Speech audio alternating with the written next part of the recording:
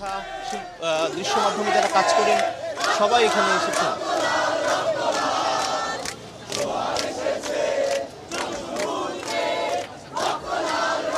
তাদের একটি দাবি আসলে এই অবস্থায় অবশ্যই মানসিকভাবে যদি আমার একটু বিবেক থেকে থাকে, মানসিকভাবে সুস্থ থাকার কোনো অবকাশ আমি দেখছি না। কারণ যেই দিন থেকে এই ঘটনাগুলো শুরু হয়েছে, যেই দিন প্রথম গুলি চলেছে, সেই দিন থেকে আজকে পর্যন্ত শান্তিতে আমি দু চোখের পাতা এক করতে পারি নাই।